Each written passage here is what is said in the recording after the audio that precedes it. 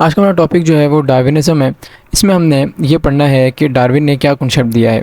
ये वाली थ्योरी ज़्यादा एक्सेप्टेड है एज़ कम्पेयर टू लमार्क की थ्योरी, क्योंकि इसने बहुत सारे जो ऐसे एक्सपेरिमेंट्स परफॉर्म किए और उन एक्सपेरिमेंट्स के बेसिस पे इसने अपनी थ्योरी दी है डार्विन ने। ठीक है, तो पहले डार्विन का उन्होंने बताया हुआ डार्विन कहाँ कहाँ गए, उन्होंने क्या क्या चीज़ें देखी। तो मैं आपको जो इसमें इंपॉर्टेंट चीज़ें हैं बस वो वाली चीज़ें बताता हूँ, फिर मेन थ्योरी की तरफ जाएंगे।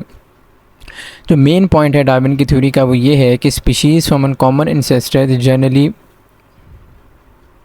Widely accepted fact. मतलब क्या कि ऐसी स्पीशीज़ हैं वो कॉमन इंसेस्टर से ही क्या किए हैं, अराइज किए हैं, और यही एक वाइडली एक्सेप्टेड फैक्ट है जो हम इस चैप्टर में पढ़ते आ रहे हैं। ठीक है, तो ये मेन पॉइंट इनकी थ्योरी का भी यही है, मगर इन्होंने एक्सपेरिमेंट के ज़रिए प्रूव किया। अच्छा, अब ये कहाँ कहाँ गए? ये साउथ अमेरिका में गए, ऑस्ट्रेलिया में गए, ठीक है, साउथ अफ्रीका में गए, इंग्लैंड में गए, सारी जगह गए, और वहाँ जाके उन्होंने डिफरेंट एनिमल्स को, डिफरेंट प्लांट्स को स्टडी किया। और इन्होंने फिर ये एक और जगह गए जहाँ पर इन्होंने क्या स्पेसिमेन कलेक्ट किए, किसके? गैलापागोस आइलैंड में गए, और इन्होंने फिंचेस के अराउंड 14 फिंचेस एक ऑर्गेनिज्म है उसके सैंपल कलेक्ट किया, उनको स्टडी किया। उन्होंने ऑब्जर्व किया that the finches of Galapagos island, जो गैलापागोस आइलैंड पे जो ऐसा एरिया है वहाँ जो फिंचेस रह रहे हैं वो similar to those on the mainland. वो जो मेन लैंड पे जो फिंचेस हैं और गैलापागोस आइलैंड पे जो फिंचेस हैं उनमें सिमिलैरिटीज़ मौजूद हैं, मगर उनमें सिमिलैरिटीज़ बहुत ज़्यादा है, मगर उनमें कुछ डिफरेंसेस भी हैं। जैसे क्या उनकी बीक जो है, मतलब वो जिससे खाना खाते हैं उस बीक का साइज़ और उस बीक की शेप अलग है, क्योंकि वहाँ पर जो अवेलेबल फूड है उसके हिसाब से उन्होंने अपने आप को अडेप्ट कर लिया है। तो ये इन्होंने ये चीज़ ऑब्ज़र्व की फिंचेस के बारे में। ठीक है, तो ये चीज़ें ऑब्जर्व करने के बाद डार्विन जो है, Darwin was much convinced about the process of natural selection. ये इनको बहुत ज़्यादा आइडिया हो गया कि नेचुरल सिलेक्शन है, मतलब नेचुरल सिलेक्शन वो प्रोसेस है कि जो कोई ऑर्गेनिज्म इन्वायरमेंट के हिसाब से अपने आप को अडेप्ट करता रहे, और वही अडेप्टेशन जो है वो आगे ट्रांसफ़र करता रहे, और करते करते नई स्पीशी बन जाए। तो ये नेचुरल सिलेक्शन का पूरा प्रोसेस है, हम आगे भी पढ़ते भी हैं। ठीक है, तो ये बहुत ज़्यादा कन्विंस हो गया नेचुरल सिलेक्शन के प्रोसेस पे as a tool for evolution, मतलब नई स्पीशी बनाने के लिए नेचुरल सिलेक्शन जो है वो अपना रोल परफॉर्म करता है। He thought that new species could have originated as a consequence of gradual accumulation of such adaptation। मैंने जैसे आपको वही बताया है कि इन्वायरमेंट के हिसाब से कुछ ना कुछ, जैसे ये एक पॉपुलेशन है, समझे एक जनरेशन है, इसको वन का नाम दे देते हैं, इसमें कुछ चेंजिंग्स आई, फिर इसके बाद उसने ये वाली चेंजिंग अगली जनरेशन में क्या कर दी, ट्रांसफ़र, उसमें कुछ आ गई, फिर चेंजिंग इन्वायरमेंट के हिसाब से उसने थर्ड जनरेशन में ट्रांसफ़र कर दी, उसने फोर्थ में ट्रांसफ़र कर दी, करते करते जो फिफ्थ जनरेशन आई वो बिल्कुल वन से अलग थी, बिल्कुल डिफरेंट थी। और हम ये पहचान नहीं सकते थे कि वन जो है वो इसी का इंसेस्टर है। तो ये इस प्रोसेस को हम कहते हैं जो है वो नई स्पीशी बन गई। तो उन्होंने ये कहा ग्रेजुअल अकोमोडेशन, जो चेंजिंग आते गई हर जनरेशन में थोड़ी थोड़ी करते करते आहिस्ता आहिस्ता वो करते करते नई स्पीशी बन जाएगी। तो ये प्रोसेस जो है पूरा नेचुरल सिलेक्शन का ही कहलाता है। ठीक है, अब थ्योरी ऑफ नेचुरल सिलेक्शन है, यहाँ पर ऐसे इंपॉर्टेंट कोई बातें नहीं है, आप रीड कर लीजिएगा, कुछ खास नहीं है। उसके बाद इस थ्योरी के हिसाब से क्या है, all living species are descended on ancestral species. जैसे मैंने आपको वही बताया कि एक इंसेस्टर है, उससे आगे सारे लिविंग स्पीशीज़ जो है बने हैं, and are different from present day one to cumulative change in genetic composition. वही बात है जो हमने ऊपर पढ़ी है कि एक इंसेस्टर है, उससे सारे आगे बने हैं, मगर ये अलग हैं एक दूसरे से। क्यों? क्योंकि हर इन्वायरमेंट के हिसाब से उन्होंने चेंजिंग की है और वो जेनेटिक चेंजिंग आ गई हैं, तो इस वजह से वो सारे क्या हैं, अलग हैं, और वही जेनेटिक चेंजिंग आगे ट्रांसफ़र होते गई और एक नई स्पीशी बनते गए। ठीक है, Darwin considered natural selection is a mechanism of evolution, जो मैंने ऊपर बताया है, जैसे heritable trait that help organism survive and reproduce. वही जो ट्रेड ऑर्गेनिज्म इन्वायरमेंट के लिए, इन्वायरमेंट को कोप अप करने के लिए अपने अंदर ला रहा था, वो आगे पास ऑन करता गया, और पास ऑन करते करते इतनी चेंजिंग्स आ गई कि नई स्पीशी बन गई। तो इसी को नेचुरल सिलेक्शन कहते हैं। ठीक है, अब इसकी थ्योरी में 3 मेन पॉइंट्स हैं, एक डिसेंडेंट मॉडिफिकेशन, दूसरा natural selection and adaptation, third point जो अडेप्टेशन है, और इन्होंने साथ लिखे हुए नेचुरल सिलेक्शन अडेप्टेशन, या थर्ड पे आप लिख सकते हैं अडेप्टेशन। अच्छा, डिसेंडेंट मॉडिफिकेशन, ये वर्ड ही बता रहा है कि हर ऑर्गेनिज्म, जैसे ये है, ये अगली इसकी जो जनरेशन आएगी उसमें कुछ ना कुछ क्या होंगी, मॉडिफिकेशन होगी, अगली आएगी कुछ मॉडिफिकेशन होगी, तो डिसेंड हो रहा है, जनरेशन आगे जा रही है और मॉडिफिकेशन के साथ जा रही है। तो ये वर्ड बता रहे हैं। Like other evolutionary biology, Darwin ने कंसीडर किया that living organism are related to one another through common ancestor, मतलब उनके इंसेस्टर सेम है, वो आपस में रिलेटेड है, मगर एनवायरनमेंट की वजह से वो चेंजिंग लाते जा रहे हैं।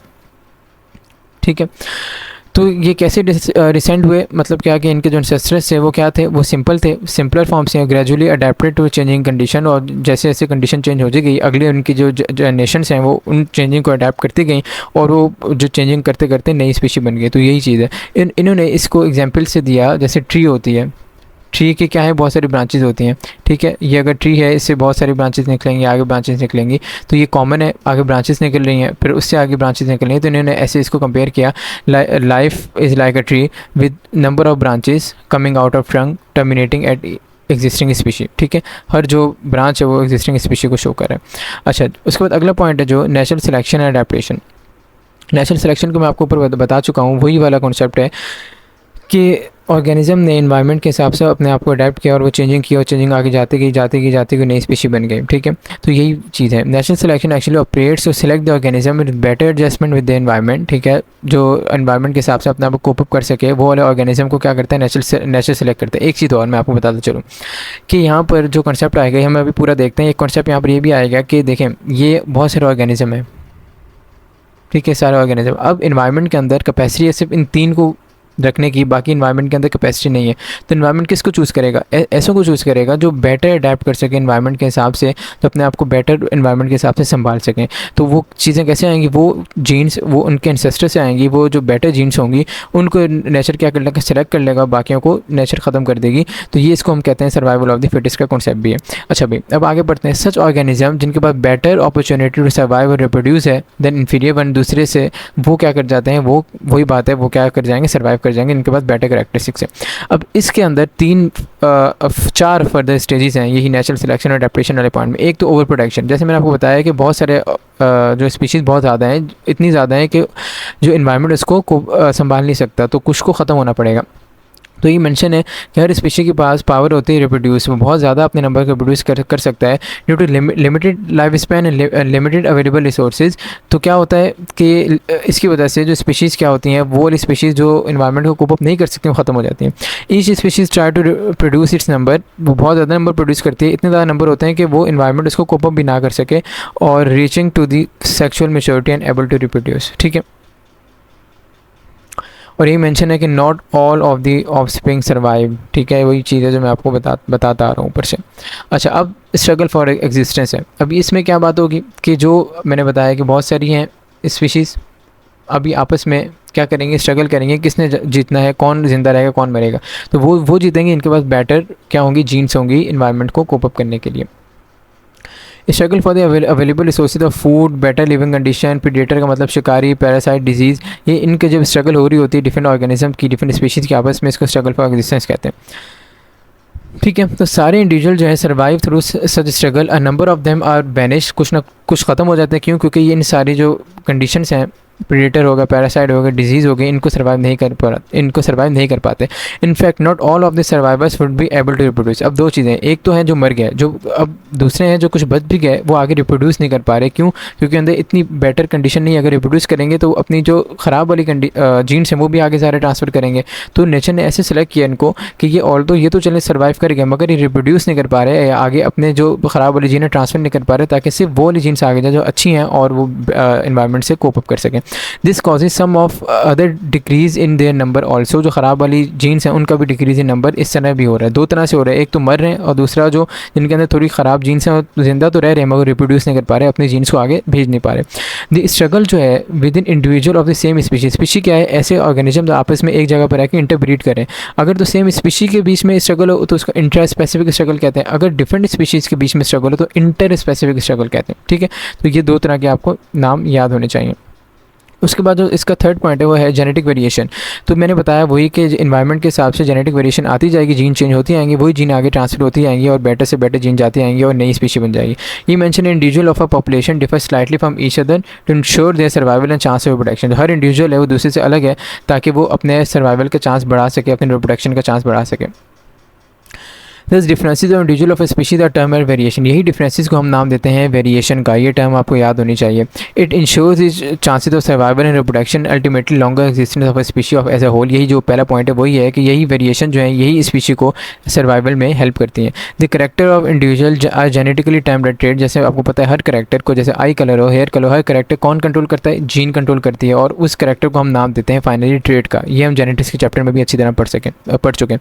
The traits making better chances of survival are termed as adaptive traits. अब मैंने आपको जैसे बताया है कि बहुत सारी ट्रेट्स हैं, सिर्फ वो ही सर्वाइव करेंगे जो इन्वायरमेंट को कोप अप कर सकती हैं। तो वो वाली जो सर्वाइव की हैं, जो बेटर अच्छी वाली ट्रेड्स हैं, अच्छी वाली जीन्स हैं, अच्छे वाले करैक्टर हैं, उनको हम अडेप्टिव ट्रेड्स कह रहे हैं, अडेप्टिव ट्रेड्स। ठीक है, ये चीज़ इंपॉर्टेंट है। अच्छा भाई, उसके बाद जो अगला पॉइंट है सर्वाइवल ऑफ द फिटेस्ट, वही बताया कि जिनके बाद अच्छे करैक्टर होंगे वो सर्वाइव कर जाएंगे और जिनके बाद अच्छे करैक्टर नहीं होंगे वो मर जाएंगे। अच्छा, having most of the favourable traits क्या होंगी, ग्रेटर चांसेस ऑफ सर्वाइवल, जिनके पास अच्छी ट्रेड है उनके पास चांस ज़्यादा है सर्वाइवल का और रिप्रोडक्शन का देन अदर्स। ठीक है, डार्विन ने क्या किया थी, what have better chances of survival as a pass their genes through inheritance to offspring. जाहिर है, मैंने वही बात आपको बताई है कि वही वाली जीन्स आगे भेजते जाएंगे और सर्वाइवल के चांसेस ज़्यादा होते जाएंगे। इस पूरे प्रोसेस को हम क्या कहते हैं, नेचुरल सिलेक्शन, जो मैं आपको ऊपर बताता जा रहा हूँ। यही प्रोसेस क्या है कि अपॉर्चुनिटी प्रोवाइड करता है सर्वाइवल ऑफ द फिटेस्ट के लिए, मतलब क्या कि वो वाले ऑर्गेनिज्म के लिए जिनके पास अच्छी ट्रेड्स हैं वो सर्वाइव कर सकें। यही नेचुरल सिलेक्शन का प्रोसेस जो है उनको ये अपॉर्चुनिटी प्रोवाइड करे। Natural selection increases the chance of inheritance of better alleles by decreasing the chance of less favourable alleles. वही चीज़ है, बेटर एलील्स आगे जाती जा रही हैं और लेस फेवरेबल पीछे मरते जा रहे हैं या वो रिप्रोडक्शन नहीं कर पा रहे तो ख़त्म होते जा रहे हैं। इन view of Darwin the process of natural selection was a way of origin of new species. वही चीज़ है, मैं शुरू से बताता जा रहा हूँ कि जो बेटर से बेटर जीन्स आगे जाती जा रही हैं और करते करते वो एक नई स्पीशी बना लेंगे through very slow but gradual combination of changes. Aahista Aahista changes होती जा रही हैं, उनको हम करते करते क्या बन जाएगी, नई स्पीशी बन जाएगी। और फॉर्मेशन ऑफ न्यू स्पीशी को प्रोसेस को हम नाम देते हैं स्पेसिएशन का। ठीक है, तो ये जो डार्विन का कॉन्सेप्ट है वो यहाँ पर आपका एंड होता है और ये बहुत इंपॉर्टेंट टॉपिक है।